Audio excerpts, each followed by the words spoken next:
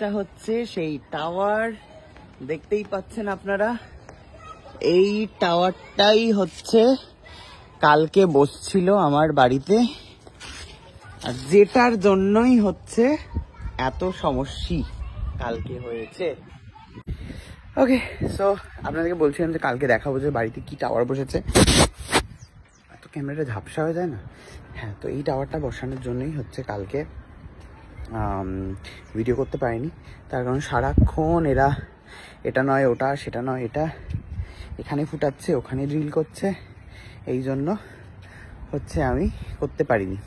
আবার কত যুগ বাদে আমি ছাদে এলাম, কালো হওয়ার ভয়তে ছাদে তো উঠি না। চারিদিকে কত বাড়ি গজিয়ে গেছে মনে হচ্ছে ছাদ থেকে দেখে। এই বাড়িটার রং হয়েছে সামনের ফ্ল্যাটটায়, ফ্ল্যাটটা নতুনও হয়েছে অবশ্য। তো যাই হোক, মায়ের শাড়ির তলায় সুন্দর ছাওয়া বানিয়ে আমি দাঁড়িয়ে রয়েছি। শীতকালে রোদ্দুর পোহাতে বেশ ভালোই লাগে, ভিটামিন ডিটারও দরকার, কিন্তু কালো হওয়ার ভয়তে যে আসা হয় না ছাদে আমার। আর এসে দেখছি যে অনেক কিছু বদলে গেছে, বাবা রে বাবা। তা আপনাদের কাছে একটা প্রশ্ন রয়েছে, যাদের বাড়িতে টাওয়ার বসে তাদের নাকি শুনেছি যে খুবই শরীর খারাপ হয়। আমাকে একটুখানি বলুন তো, এটা কি সত্যি কথা? খুব শরীর খারাপ হয় টাওয়ার বসলে?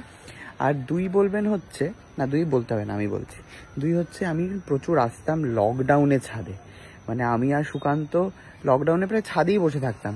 আর এখান থেকেই দেখতাম যে কার বাড়িতে কি হচ্ছে, কার বাড়িতে ঝগড়া হচ্ছে, চিৎকার হচ্ছে, কে নাচ করছে, কে টিকটক বানাচ্ছে, রিল বানাচ্ছে, সবই ছাদ থেকেই দেখা যেত।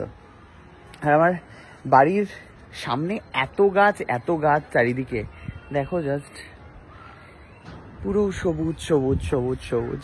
তো এই জন্য বাড়িটা খুবই ছোট, বাট কখনো ছাড়ার কথা আর কি মানে ভাবিনি বা ভাবতেও ইচ্ছে করে না। মাঝে মাঝে যখন মনে হয় যে বাড়িটা ছেড়ে দেব, তখন মনে হয় যে না, এই এত সবুজ তো পাবো না। কারণ চারিদিকে যেই পরিমাণে গাছ কাটা চলছে, অ্যাটলিস্ট এখানটায় আমার বাড়ির জায়গাটায় অ্যাটলিস্ট এরকম কিছু নয়, প্রচুর গাছপালা লাগানো হচ্ছে, খুব ভালো। তো যাই হোক, দুপুর আমার হয়ে গেছে ছাদে রোদ পোহানো। বেশিক্ষণ রোদে থাকলে পুরো কেলটি হয়ে নিচে নামবো।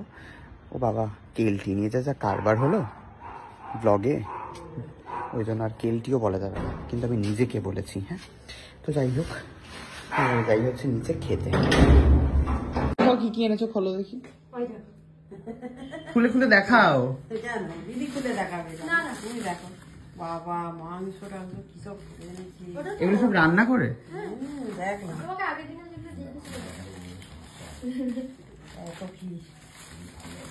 প্রচুর জিনিসপত্র, সাথে হচ্ছে ক্ষীর কদম এনেছে। Thank you. আর এটা একটু বানিয়ে এনেছে পিঠে না, ও আচ্ছা, খেয়ে দেখো। আরে ওই কুকুর মতো অত ভালো তো হবে না, ফুকুপির পাট হিসাবটা বানাতে পারে না, রান্না তো খুব ভালো করে দেখি, তাই না? চিংড়ি মাছ খুব ভালো হয়েছে। তোমার চিংড়ি খুব ভালো খেয়েছে আগের দিন, মেলার দিনকে চিংড়ি দিয়ে গেছিল, খুব ভালো খেয়েছে।